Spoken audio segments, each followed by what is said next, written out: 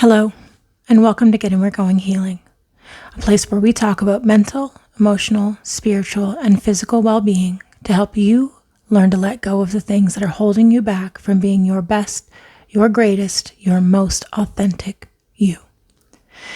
Today I felt called to do a reading because there was a phrase that I heard and it jumped out at me so much that I needed to write it down, and I felt that it needed to be explored a little more. So today we're not going to do a pick a card, which is something I've been doing a lot of recently. This is just a channeled message to see what needs to come through from this phrase.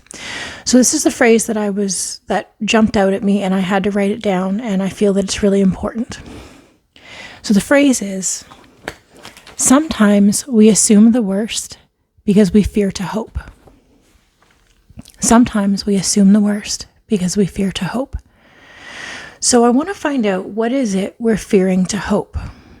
Where are we assuming the worst, and where are we fearing to hope? So for those who are new to my channel, welcome to the channel. For those who are returning, welcome back. So let's find out what it is that we're fearing to hope. So I thought to do that, let's start with the White Owl Mystic Arcana cards. Okay, so we're going to find a card to represent us. Those of the collective who are listening to this message, those who are tuning in. Let's look at a card to represent us. One card, please. Oh, I guess we get two cards. Oh, that's very interesting. Okay, we got Taurus and February moon. Now, what's sticking out to me about the Taurus card is that it's a bull. Now, this is a female. We have what looks like the flower of life behind her. There's definitely a mandala behind her, if you can see that. She has a wand to look like a queen. She has an armband that reminds me of Egyptian design, but also of snakes. We have flowers here. But what's standing out to me is the bull. Now, Tauruses are known to enjoy the excess of life. They enjoy being taken care of. They enjoy having lots of abundance, lots of material abundance, lots of abundance around them. But as we expect with the bull is stubborn, right? The bull wants things the way they want things. They don't want things any other way. And that is a character typology of the Taurus. But it is not necessarily a bad thing. It's both a positive and a negative, both a pro and a con. In that Tauruses or bulls definitely want things done their way and can be very stubborn, can be hard to move. But at the same time, that stick-to-itness is a positive, not wishy-washy. They know what they want and they go for it. That came paired with February moon. Now let's look at the February moon, right? So again, we see a flower. This one is orange on the Taurus card. This one's pink, but it looks similar to being a similar flower, right? We've got a bird around the flower. So that makes me think springtime. We've got beautiful colors here, but we've got this moon and a crater hitting the moon. Okay. Now, February is a cold month, but February also comes with Valentine's Day, which is a focus on love. We have a lot of pink in this card. Pink is a color that represents the heart chakra. So just with asking for cards that represent us right now, I feel like this is stubbornness, possibly in love. So we're going to stick these up here. And then we're going to go a little more into this. Okay. So again, what we're talking about is sometimes we assume the worst because we fear to hope. So let's find out, let's go to the first part of that statement. Sometimes we fear the worst. So what are we fearing? What worst are we fearing? Which card deck are we looking for? Energy Oracle. So we're going to start with the Energy Oracle, and we're going to ask the question, what is it that we are fearing right now? What do we fear? I saw the card of deceit on the bottom there. Walking away is rolling in there. What are we afraid of? What do we fear right now? So we have the cornucopia card in the upright position, number 11. Gratitude, being grateful. Okay, what else do we fear? Overthinking with the thinking woman in reverse. Victory. Interesting. So far, the first three cards, when asked, what are we fearing? We're fearing gratitude, appreciation, gratitude. We're fearing overthinking, and we're fearing victory with the door to personal healing and happiness on the bottom. So maybe we're fearing success. Maybe we're overthinking what could be successful. It's causing us to be restless with rest and rejuvenation in the reverse position. Okay. Fourth chakra in the upright position, open-hearted. Lack of communication with the fifth chakra in the reverse position. Releasing envy, being grateful for what we have with the envy card in reverse. And to finish it out, ending of hostilities. In the reverse position, leaving behind hostilities with the walking away card on the bottom of the deck in the upright position. So the question that I brought up was, what is it that we assume the worst? We assume the worst, right? Where are we assuming the worst? We are assuming the worst in overthinking our gratitude, overthinking our victories, causing us to be restless, right? We are overthinking our heart being open, but lack of communication with our throat chakra closed. We are assuming the worst with someone being envious and someone being hostile. Because again, we're assuming the worst, right? So let's clarify this a little bit. We're going to use and that card was left behind, so I feel that's significant. We're going to use the Light Seers Tarot to clarify.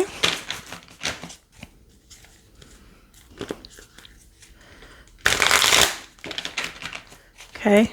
So I want to look at this card that was left, 9 of Cups in reverse. We are assuming the worst when it comes to not getting our heart's desire. 9 of Cups in reverse. 9 of Cups is getting our heart's desire, getting our wishes fulfilled. So we are afraid that our wishes won't be fulfilled. We are afraid that our heart's desire won't come. Can we clarify the cornucopia in upright, please? Clarify cornucopia upright, please. Okay. Yeah. 10 of Cups in reverse. So we assume the worst in regards to having our relationship meet our happily ever after. 10 of Cups is the happily ever after card, but it's in reverse. So there is an assumption that somehow our relationships won't come to fruition, that we won't see. Yeah. Because cornucopia, okay, so normally think about what we assume with a cornucopia, right? A cornucopia is often a centerpiece for Thanksgiving. What do we do at Thanksgiving? Thanksgiving is a holiday about the harvest. It's about the plenty, right? Let's take away all the politics of the Native Americans and the Europeans and the settlers and all that. Let's take away all that. Let's look at just the abundance. Look at the abundance on the card. Thanksgiving is about harvesting what has been grown, right? Where the seeds you have planted have grown, have borne fruit, and we have harvested that fruit. And there's so much of it that we can enjoy all of this plenty. The cornucopia is also known as the horn of plenty, right? So we assume the worst in this not having our plenty because we are assuming that our relationships will not bear abundance, will not bear fruit, will not have overflowing plenty. Okay, let's clarify thinking woman in reverse. What are we overthinking about?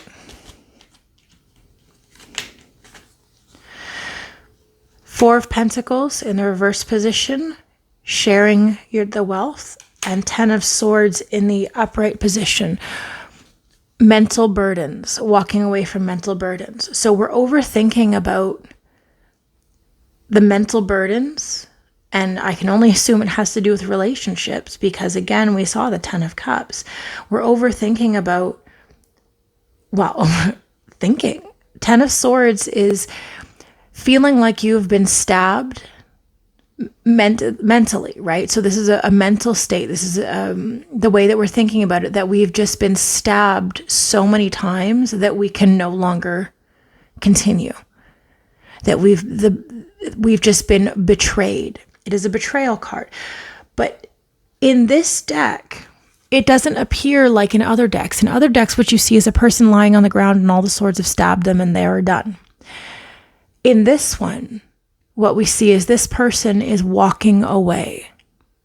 They're walking away. So this card talks about walking away from things that have hurt us, mental things that have hurt us. And when we've got the Four of Pentacles in reverse, the Four of Pentacles is usually about keeping things to yourself. It's the miser card. It's the keeping things to you and not sharing with others. But we have it in the reverse position, which means giving, right? Because the opposite of keeping to ourselves would be giving. So what is it that we're overthinking about? We're overthinking about overgiving, right? Walking away from a pattern of overgiving. Let's clarify the victory card. Okay. Clarify the victory card, please. Okay. Six of Pentacles upright. And Temperance in reverse. Okay. So a victory in reciprocity. The Six of Pentacles, you can see there's an infinity symbol on here, but you see one hand is giving, one hand is receiving. So the Six of Pentacles is about equal give and equal take, right? Each person is giving equally, and there is balance, because that is the balance card. There is equal give and equal take. That's a card of balance. But Temperance is about balance as well. Temperance is about inner balance. And Pentacles are the outside world. They're physical things. So there's a victory in give and take in the physical world and balance in the physical world, but there is an imbalance on the internal world. I kind of want more clarification. Can you clarify? You know what? We're going to use a different deck to clarify that. Can you clarify Temperance? Why is Temperance in reverse? What is out of balance on the inner world? Thank you. Oh my goodness. Oh. Okay. Seven of Wands, the energy of fighting. Okay. So let's look at this card. We've got, so wands are energy, right? So what we see is all of these people have their wands and they're fighting. This person, it looks like a king. That person looks like a king. There are soldiers. Everyone's fighting. So somebody is fighting themselves, because we clarified the Temperance card in reverse. Temperance is inner balance. Somebody is going through, okay, if we put all of the messages together for this card, right? So we started with the victory card, right? And we clarified it with Six of Pentacles upright and Temperance in reverse. Balance in the outer and inner worlds, right? And I asked for clarification on what is out of balance on the inner world, and it's the energy of fighting. Somebody is working through an ego. Somebody is working through their ego right now. That's the out of balance, because that's what makes sense here, right? When we're talking about the inner world, temperance is all about balancing what's happening on your inner world. Okay, that's crazy. I just saw a centipede crawl across my floor, which gives an element of ick, but also gives an element of abundance in some degree, and it moves quickly. So I'm going to take that as a sign as we're talking about the inner and outer world and somebody working through fighting with themselves on their insides. Somebody's fighting with their ego on the inside. But it came on the card, and it's moving quickly, but it came on the card of victory. So somebody is working through some internal conflict, and they will find success with it, okay? Let's clarify the rest and rejuvenation. Where are we feeling restless? What's the restlessness about? Indecision. 2 of Swords in reverse. Or no, deciding. So 2 of Swords is usually about not knowing which direction to go. Do I go right? Do I go left? Do I make this choice? Do I make that choice? Somebody is restless because they're coming to a decision. They're making a mental choice. Swords are mental. They're how we think about things. Somebody is coming to a mental choice, making a decision. Okay. So we started off asking where we're assuming the worst. And I think that already the answer that we're getting when we're assuming the worst, somebody is fighting their ego. Somebody is overcoming their ego. Now, I don't know who's tuning in. I don't know who's going to hear this. This might apply to you. This might not. Take whatever messages resonate, leave behind what doesn't, okay? So somebody is making a decision and it's causing them to feel restless. Can we clarify 4th chakra, please? Thank you. All right. All right. Somebody's maturing. We got 2 knights. Knight of Pentacles, Knight of Swords. Okay. So this is interesting because the Knight of Swords is the fastest moving knight in the deck. And the Knight of Pentacles is the slowest moving knight in the deck. And so I feel like when we're asking about heart chakra, okay, somebody's heart is opening. Okay, they just showed me the image of, I don't know if I referenced this last time. I'm going to put it in the description box. There was a video I saw of a dahlia opening. And when a dahlia opens, it opens a little bit and then it closes a bit. And then it opens another layer and then it closes a bit. And then it opens another layer and it closes a bit. And the voiceover with the video talked about how when we are growing and healing on our path, we move forward and then we move backwards a little bit. We slide back into old patterns and then we take a leap forward again. And then we slide back into old patterns. And I've talked about this before in my readings. I've talked about this on my channel about the path of healing on my podcast. If, by the way, you haven't been following the podcast, you can find that on Spotify, Apple Podcasts, and everywhere you get your podcasts. It's called Get In, We're Going Healing, just like our channel. But as you're healing, it's not a linear line. Okay. And it's not even, I've talked about the path going up and the path going down and the path going up and the path going down, but I've also talked about it being a spiral. You're going to come back to the same problems you dealt with before, but you're going to come back to it from a different, more growth mindset. So let's say you're dealing with poverty mindset in a space of lack, right? That you don't have this, you don't have enough. I want more of this, right? When you start out on your healing path, you're going to approach that from a standpoint of, I don't have enough. I am not enough. That's often where the I don't have enough stems from. If you dig far enough down, it comes from a mindset of, I am not enough. I need more to prove my worth. As you heal, you're going to come back to that mindset again after you've encountered a few lessons. And you're going to come back to that again. And when you come back to it again, you're going to find yourself back in that position of lack. And this time, though, you have more knowledge. Now you have a little bit more knowledge. And each time you go back around the spiral, you hit it again. You'll go back to that point on that spiral again from a higher vantage point. And you're going to see it again. You're going to be given lack again. And the question is, are you going to still look at it from I don't have enough or I am not enough? Or are you going to see it as I have what I need? I am stable. I have what I need. Maybe not, you might not see it yet from a vantage point of I am abundant, but to at least begin with my needs are met rather than my needs are not met, right? And as we already know, the only person who can meet your needs is you.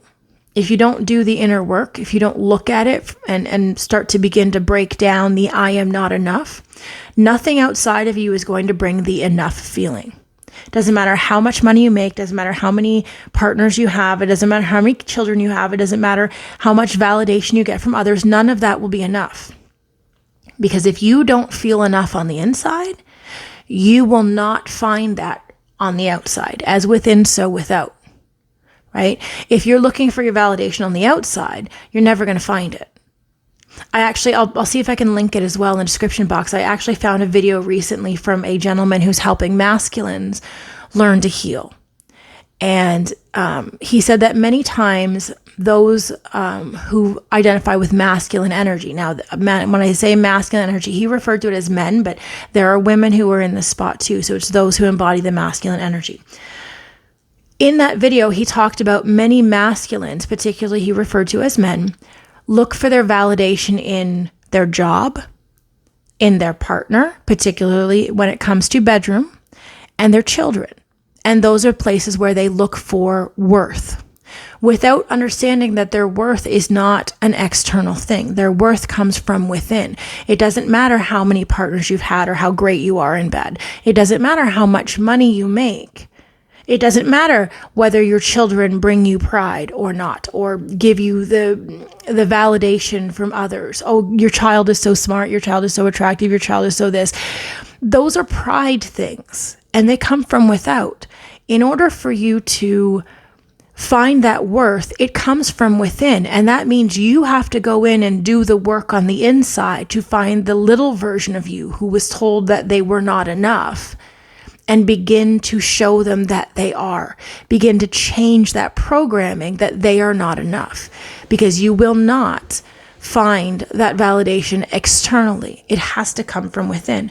So I feel like when we're talking about the heart chakra and we're seeing the night move quickly and then the night move slowly, I feel like we're talking about, just like with the Dahlia, your heart is growing and expanding and then contracting, and then growing and expanding and then contracting. And there are moments where you're going to pull your heart back. You're going to pull that heart energy back because of whatever reason, because of whatever pain happened, right? You're going to allow it to, it's going to grow like the Knight of Swords moving quickly, and then it's going to contract like the Knight of Pentacles moving slowly, okay? But again, they're both knights. These are not pages, right? Pages give the energy of young, youth, childishness, immaturity. These are knights, and they're both upright. This is maturing in the heart space, little by little, growing and contracting, but expanding nonetheless. This is maturing in the heart space. Okay, let's clarify the fifth chakra for communication. That's the heart, the throat chakra. Focus on communication. Releasing your sorrow. So there's somebody is working on letting go of their mental sorrows, the things that keep them up at night, right? So the Nine of Swords is things that mentally keep you up at night, keep you in your thoughts, keep you in your sorrows, in your pain. This is emotional, mental pain that keeps you awake at night. Someone is learning to let that go, but they're not talking about it. Okay. And that's where there's assuming the worst, because again, we asked, where are we assuming the worst? We're assuming the worst because somebody is working on letting go of their mental pain, but they're not talking about it. They're not sharing that with anybody. Okay? So because we're not hearing that, we're assuming the worst. We're assuming the worst about them because they're not sharing that with us. They're not telling us what's happening. They're not telling us what's happening within their mental space in which we assume the worst. This might be you. This might be someone else around you. Okay? Let's clarify envy. Who's releasing envy? Who's learning to be appreciative as we're releasing envy? Clarify. 6 of Cups in reverse, the Star in reverse. Okay.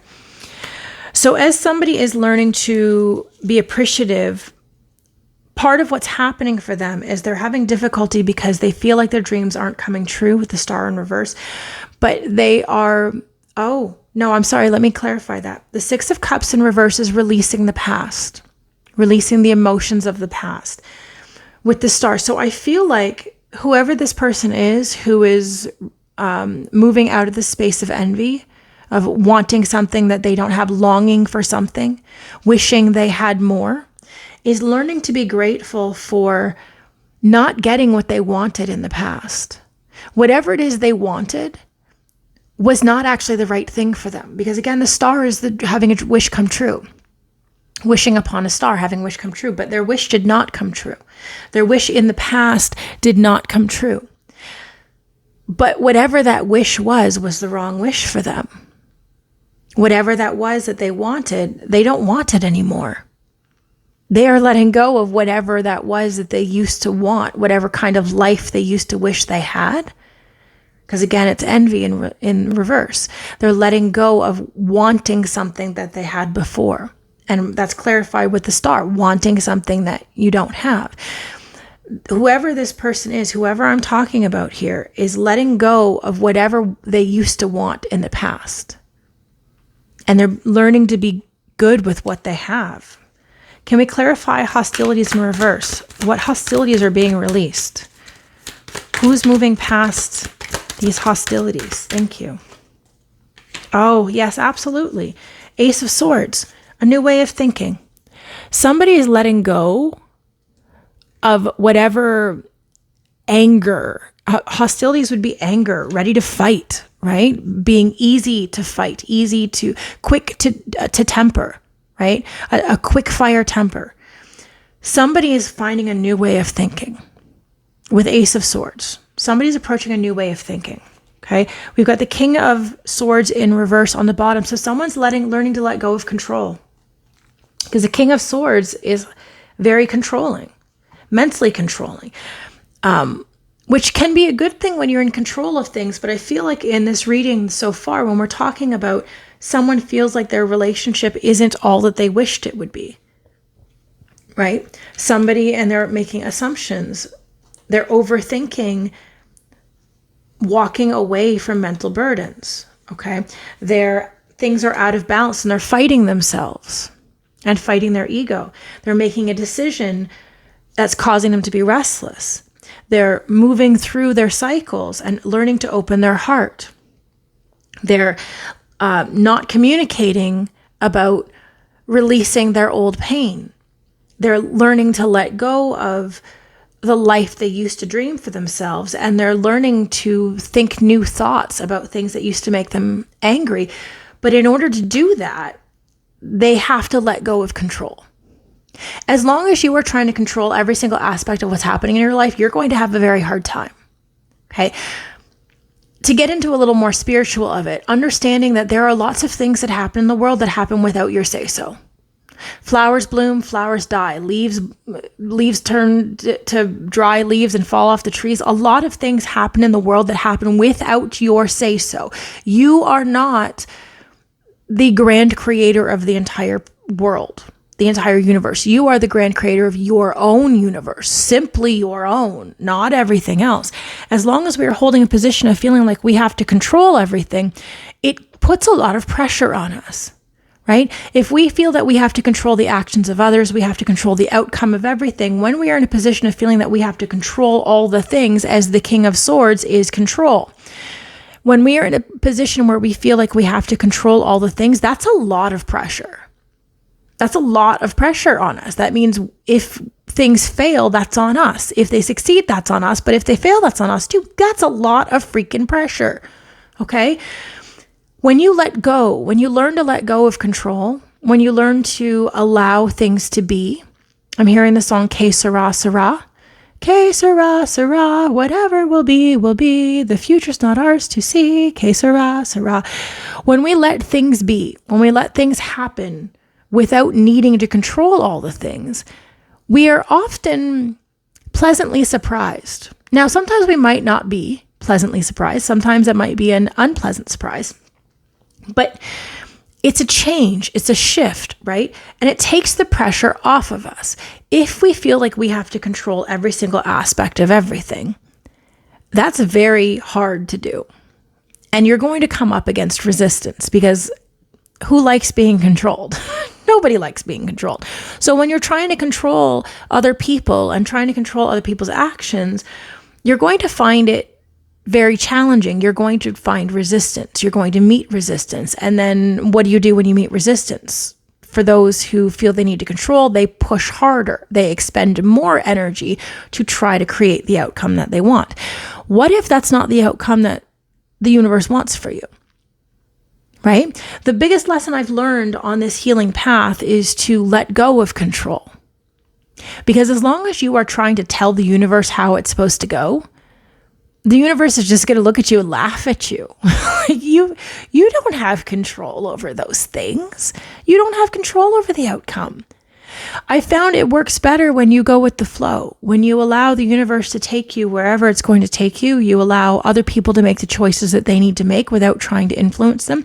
You allow other people to do what they're going to do, and then you observe the outcome. And you only act when it is in your best interest to act, when you need to actually make a choice that comes to you rather than trying to force a choice, right?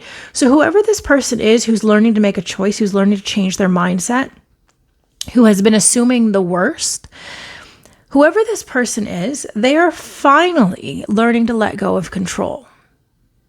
Okay, they are learning to release all of what they thought they wanted and letting the universe take over. Jesus take the wheel, as it were. And this is a good thing.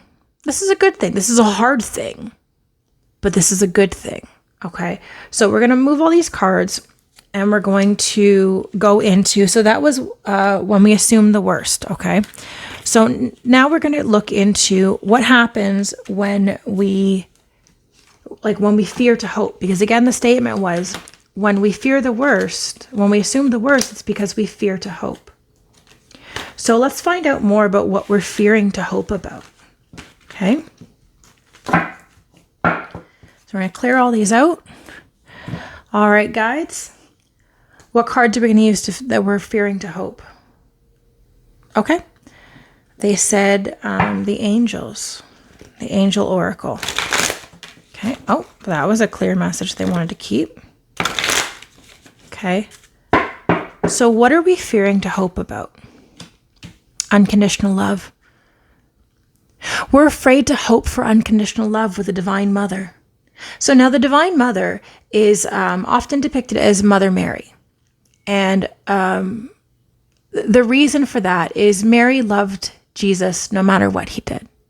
No matter how, she loved him unconditionally, as a mother often does. Now, unfortunately, some of us have encountered situations where we do not receive unconditional love from our mothers, where our mother's love was absolutely conditional, that there was no matter what you could do, no matter what you do, I will always love you. That is not true for a great many of us, where especially those of the older persuasion, elder millennials and beyond, even millennials as well, the love was conditional from our parent. We had to act a certain way. We had to be a certain way. We had to behave a certain way. And heaven forbid we make a choice for our lives that isn't the choice that our parent wants for us. And thus we are given pain. And that pain shapes us. That pain affects us. That pain affects how we move forward. Because that love was conditional, we learned that there are things that we can do that would make people stop loving us. And then that instills a fear in us that what if we make the wrong choice? What if we say the wrong thing? What if we do the wrong thing? What if they stop loving us? Because we did experience someone who should have loved us no matter what and didn't, and took that love away. Now, it's very hard when you're on this path and you're learning that the people who did that, the people who took their love away, they did that because they were hurting. And there's a very good chance someone took love away from them. And they're just repeating the cycle. And I know many of you who follow this channel, you are generational curse breakers. I am. And I know a great many of you are, who are making the decision to not carry that bag anymore, to not pass that pain down one more generation, that it stops with you. I'm getting chills as I say it, and I'm getting a little emotional because I know this is true for me. The pain that was handed to me stops with me. I do not pass that down one more generation. It stops here, which means I am required to do the healing work to heal past the pain, the hard work to feel the pain and move beyond the pain, to heal it so that it does not get passed down again, right? To learn unconditional love. And I've learned to unconditionally love myself. And this has been a difficult journey to learn to love myself through all of my incarnations. And I'm not even done. There are parts of me that I still have yet to find love for. There are parts of me who caused pain to others, and I'm still working on forgiving those parts. Because there's parts of me who judge those parts and say, you should have known better. And that's the thing, is when we know better, we do better. And that's true, but it's not instant. Just because we know how to do better doesn't mean we instantly do better. It takes time to learn to do better. It takes time to learn to love ourselves unconditionally, to learn to love others unconditionally. When you learn to love yourself unconditionally, you learn to give that to others. But it's very hard to love other people unconditionally when you don't love yourself that way. When loving yourself comes with limits and conditions. I'll love myself when I have that job, when I lose the weight, when I find that love, when I find a good partner, when I have children, when, which is never today. But when we learn to love ourselves unconditionally, it begins today. It begins looking at those parts of ourselves who didn't receive love, who didn't get that unconditional love from their parent, from their guardian, and giving it to them now. Being that wise adult for them that they did not have in their moment. Okay? So when we're fearing to hope, what are we fearing to hope? We're fearing to hope that we are deserving of unconditional love. Okay, let's get some more cards. Yeah, what did we just say? Love and accept yourself. You're fearing to hope that you are deserving of love. Whoever I'm talking to, whoever is resonating with this message, somebody out there is fearing, it's making me really emotional. Somebody out there is fearing to actually accept who they are. Fearing their worthiness and that they are deserving of unconditional love. And as I said before in the unconditional love card, it comes from within. Okay? In order to love yourself unconditionally, you have to be the one to go in and find that little you. That little you who was told that they weren't worthy, who was not accepted by others, whether it be other peers, family. Maybe you were bullied. I was. Maybe the kids around you didn't support you. Maybe the kids around you thought you were odd and strange and didn't include you. Maybe you were like Rudolph and all of the other reindeer used to laugh and call him names. They never let poor Rudolph join in any reindeer games. Maybe that was you. Maybe they laughed and called you names. Maybe they didn't let you join in their games. And so you find it hard to accept yourself because they didn't. It's going to take some work. I'm going to be real with you. It's going to take some work. But you are absolutely worth doing the work. You are worth finding that unconditional love. You are worth finding self-acceptance and self-love. You are absolutely worth it. No one can do it for you, though. as we already said, if it's from the external, it's not real. It has to be from within, and then you will see it without. Okay? Any other messages from our angels? What is it that we are fearing to hope? That we are earth angels, that we are part of, that we were put here by Source on this earth to help others. Okay? You are worthy of helping others. You are put here by Source to be an angel. Okay? We got inner power with the Divine Father, co-creating. What are we fearing to hope? That we have the power to change our lives. Inner Father, the inner power card is talking about co-creating with the universe. That your life isn't just a shit pile. That you have the ability to make the life that you want. That's what co-creating with the universe means. You are creating alongside the universe. So when we ask the question, what do we fear to hope? We fear to hope that we have the power to change our lives in the way that we want it to be. We fear to hope that we could actually change our destiny. We fear to trust our vibes, to trust our intuition, to trust that inner knowing that comes to us. Right? When we get that little, I call it my spidey sense. When my spidey sense tingles, when I just know something, when I just know it. I can't explain why I know it. I can't explain. I can't logic it because I can't give you a definitive, this is why I feel this way. I just do. I just know it. I just feel it. It's just a sense of knowing and trusting my vibes, trusting the spidey sense, trusting your intuition.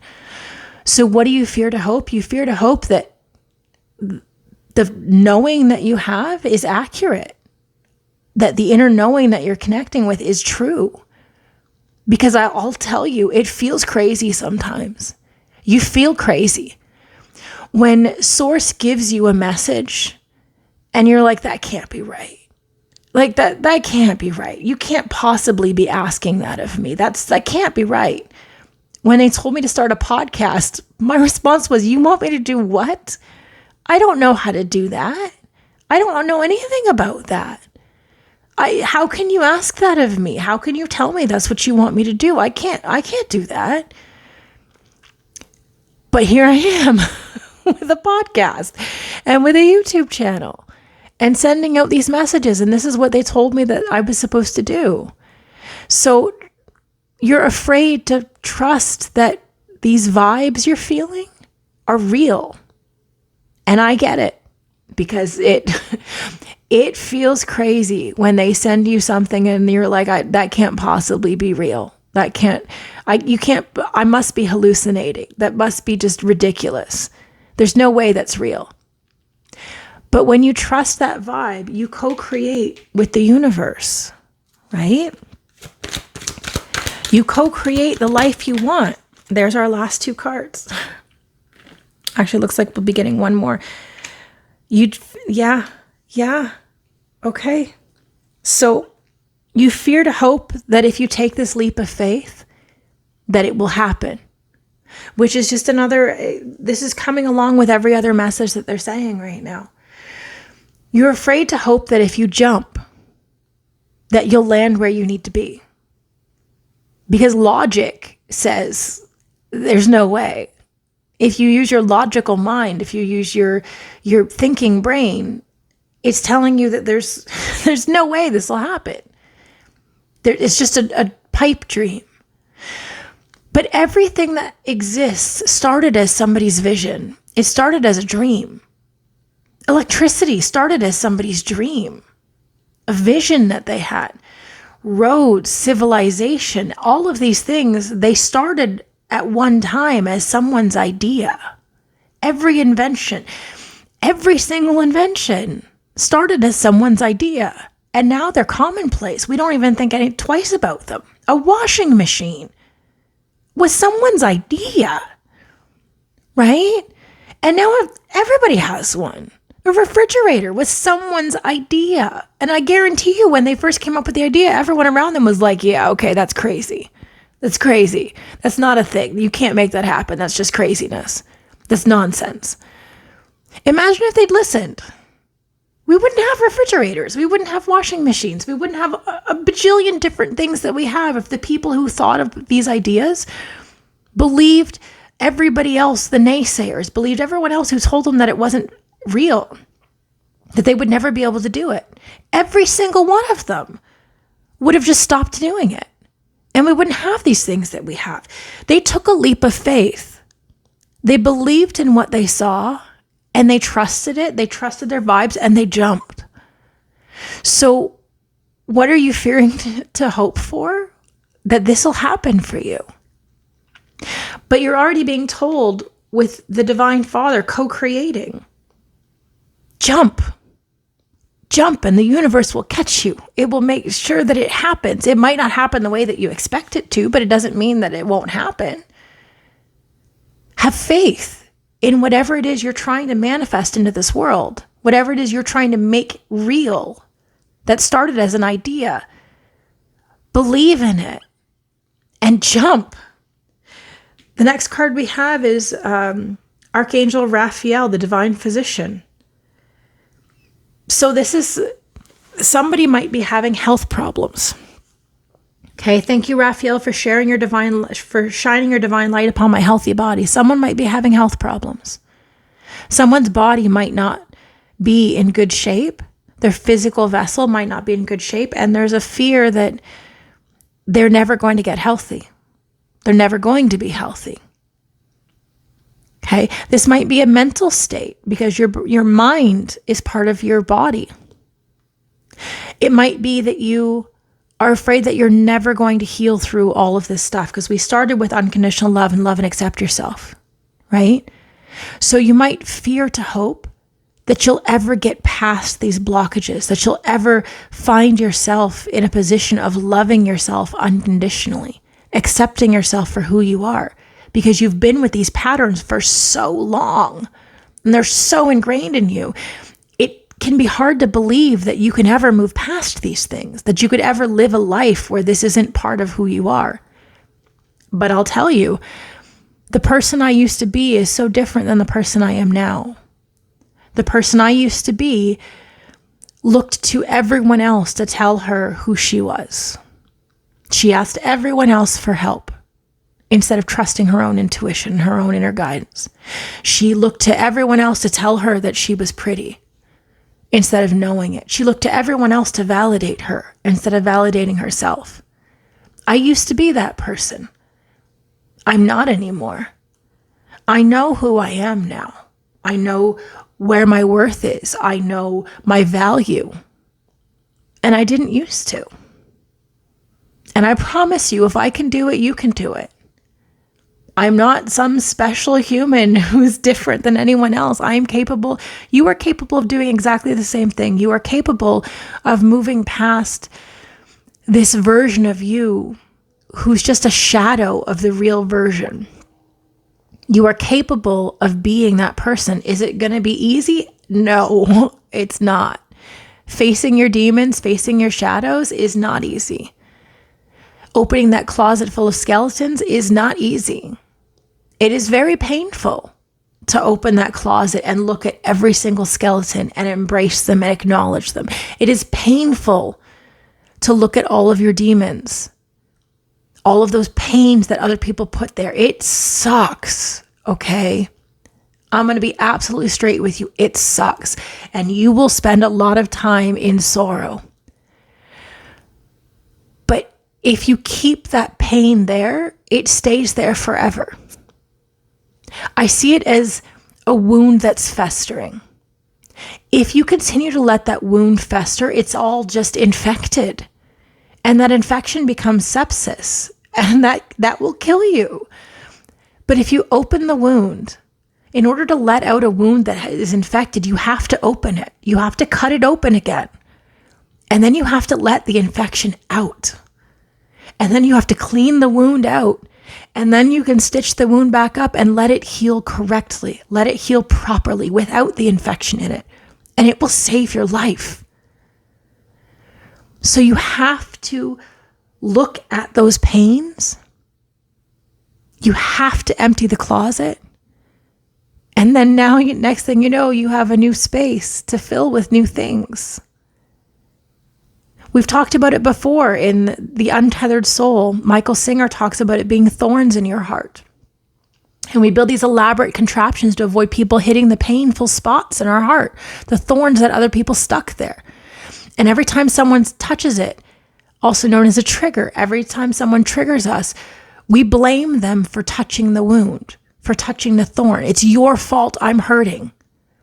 You touched that painful spot, and it's your fault that I'm hurting. But they didn't create the wound. They didn't stick the thorn in there. They brushed up against it, and yeah, it hurt. But instead of creating these elaborate setups to avoid someone touching the thorn, wouldn't it be better to take the thorn out altogether? To heal the pain of the thorn that someone else stuck in there? You're the only one who has the ability to do that. No one can reach in there and pull that thorn out for you. You have to be the one to see that it is there, pluck that sucker out, and let that wound heal. And then it doesn't matter. At that point, it's just a scar. You don't forget about it. The scar is there to remind you. Oh, I'm getting a song lyric. The scars remind us that the past is real. I tear my heart open just to feel. I think it's Papa Roach. I don't know if it's not pain. I tear my heart open. I don't know. I'm hearing the lyrics. I tear my heart open. I sew myself shut. My weakness is that I feel too much or I care too much. The past reminds me that my scars remind me that the past is real. I tear my heart open just to feel. That's just what we were saying. You have to tear open the wound, right? You have to pull out the infection and let it heal. If you don't, you continue to suffer every time someone pokes it. But after you take it out, it just becomes a scar and you don't forget about it, but it doesn't hurt anymore. You look at it and you might touch it and remember that this was a pain that happened to you, but it no longer hurts when someone else brushes against it. And that's the goal, right? As we learn to unconditionally love, as we learn to accept ourselves, that's the goal. Is to no longer be trapped and enslaved by our pain. And nobody can do it for you. You are the person who has to do it. We're going to ask for one more card to round this out. Okay. I mean, if that is not the most perfect ending to this, I don't know what is. You got the Count Your Blessings card. And let me tell you, one of the ways to help heal past a mindset of lack, a mindset of I don't have enough, is to be grateful for what you do have. Okay, I'm hearing a phrase. There's a quote. I don't know who the quote is by. I couldn't tell you who it is. I'd have to look it up to find out, and I don't know. But there is a quote about you have things your ancestors dreamed of, wished for, would have given anything for. You are living a life that your ancestors would have done anything for. And you don't even see it because you live it every day and you don't even see it. It's like kids that are born within the time frame of the internet. They've always known it exists and they don't know what the world was like before the internet. They can't even fathom a world before the internet. And therefore they are not grateful for the beauty that is all human knowledge accessible at your fingertips, because they never lived in a world without it.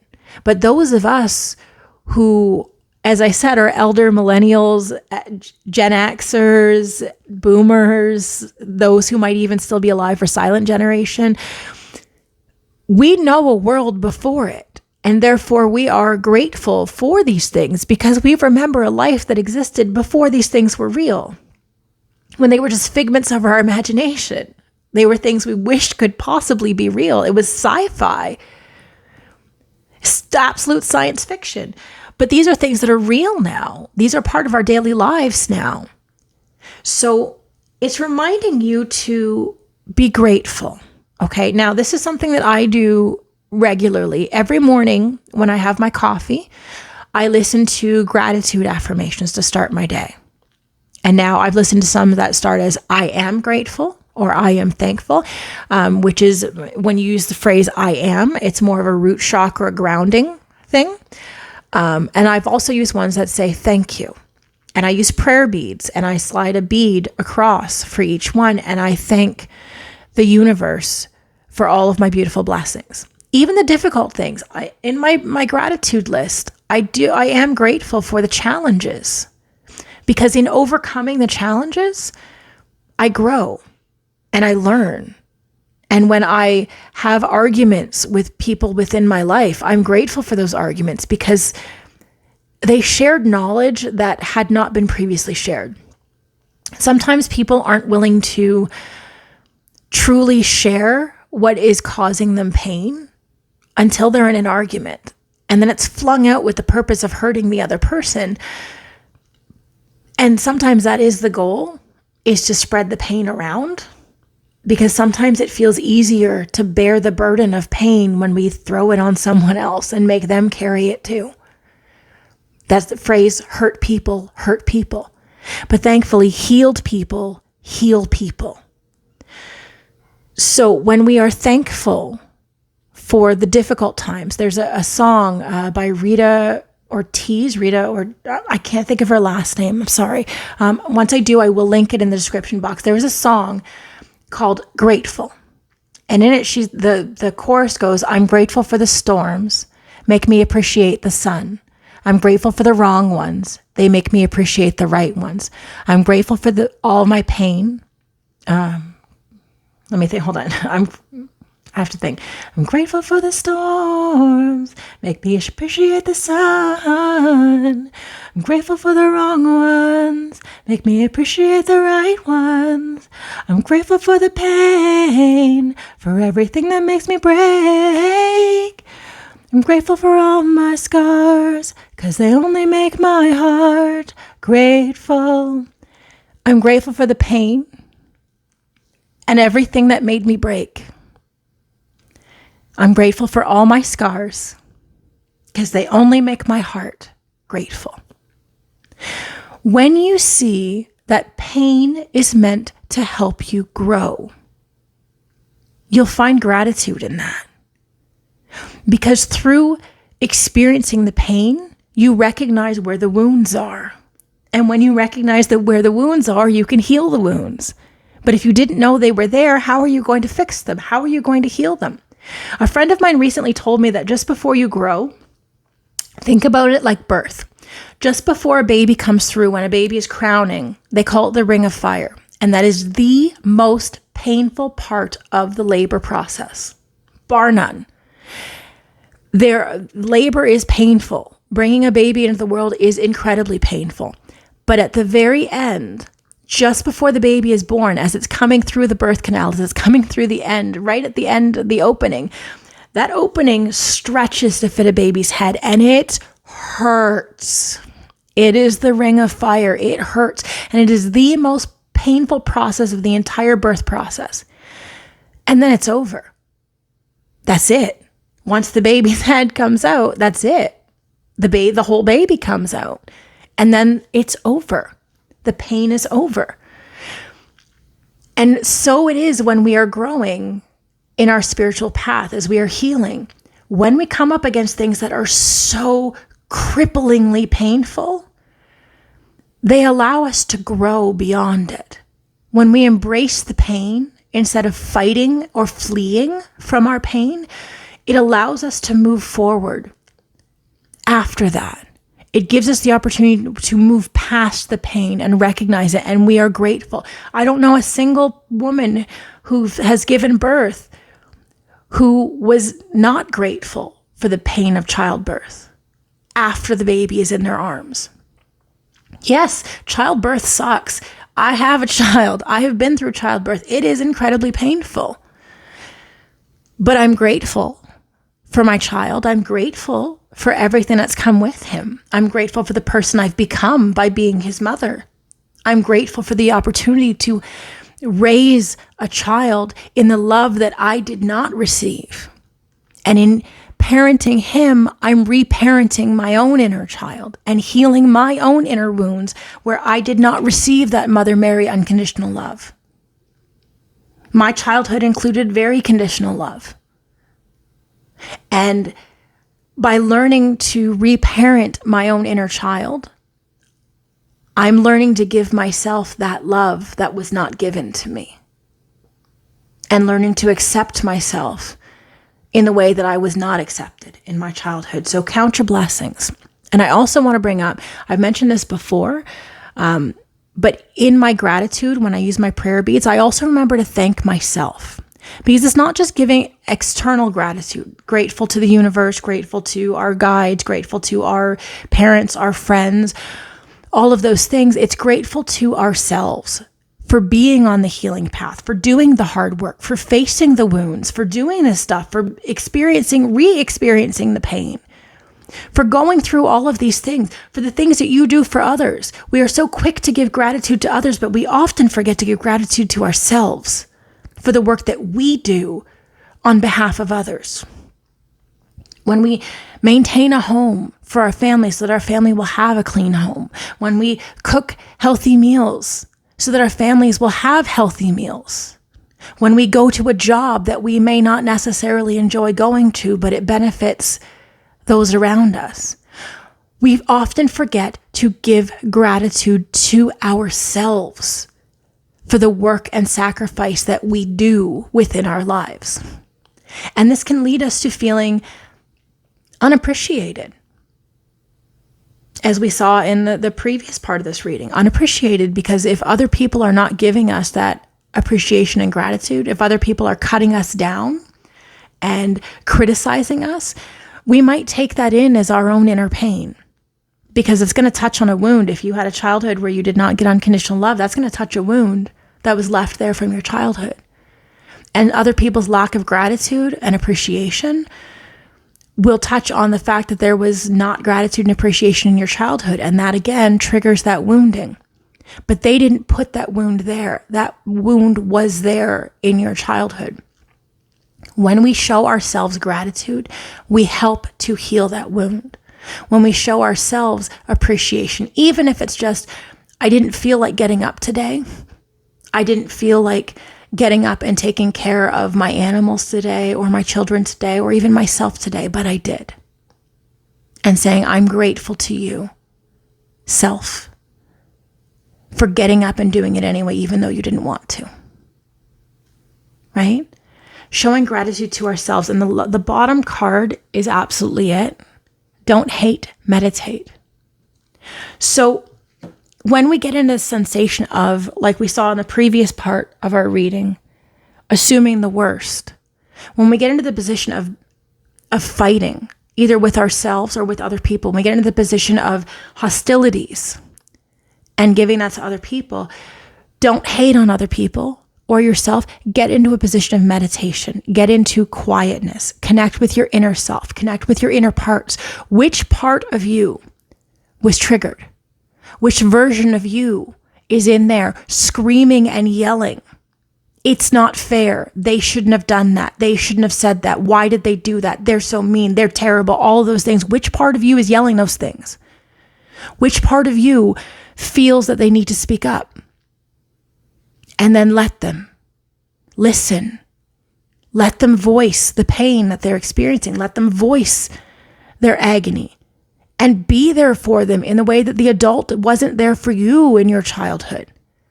If you were shut down in your childhood, when you spoke up about injustices and you were shut down, it doesn't make the pain of the injustice stop. It just means you were told to zip it. That part still feels the injustice. It is within you to go in and talk to that part and let it tell you all about the injustice. Let it tell you all about the pain that it experienced. Let it tell you all about how it's not fair. And then you sit there and say, yeah, you're right. It's not fair. Yeah, you're right. They should have listened to you. Yeah, you're right. That did hurt. And then be there with that part. Validate it. Acknowledge it. Love it. Give it that comfort and compassion that was not extended to you in the time that it happened. That's how you heal through all these things. That's how you grow. By giving the part that didn't get those things now. And remembering and reminding that part that you are not 5-year-old you, 10-year-old you, 12-year-old you. You are not that version of you anymore. You are the adult now. You are the wise adult in your life. You actually have power to change things. Whereas when you were a child, you were at the mercy of the adults in your life. You are within your power to change things now. You can make changes. You can validate. You can acknowledge. You can make changes outside of you that weren't available to you when you were small. It's your life. Okay? So what we fear to hope is that we are worthy. That we are worthy of unconditional love. That we are worthy of acceptance. That we are able to change our lives. That our intuition isn't right. We fear to hope that if we take a leap of faith that we will be caught. We fear to hope that we have the ability to change our lives. We fear to hope that we have nothing to be grateful for. But as you've heard, we do. You have much to be grateful for. Okay? So that is my reading for you today. I hope that you got something from this. If you were looking for a more personal reading on your specific circumstances, you can send me an email and we can set up a personal reading. I also ask that you like this video and subscribe to the channel. These are forms of energy exchange, and it helps me to get a better read from your guides to help guide you in future readings. And it also helps you to not miss anything as I'm sharing this stuff. If any of this stuff resonated with you, drop a comment. People read the comments, okay? I read the comments. Other people read the comments. You might help guide somebody with your story. Your story matters. Your voice matters. You might actually be able to help guide somebody with your story. And it might be something like what they're dealing with. And your advice, your words might genuinely help another person. Allow that to do that. Allow your story, your comments to help someone else. Okay? And if you're not following me on social media, you can find me on Instagram and Facebook at Get In We're Going Healing. As I mentioned, you can find my podcast on Spotify, Apple Podcasts, anywhere you get your podcast, Get In We're Going Healing. And until next time, keep letting go of the things that are holding you back from being your best, your greatest, your most authentic you. Love and light, fellow humans. Until next time.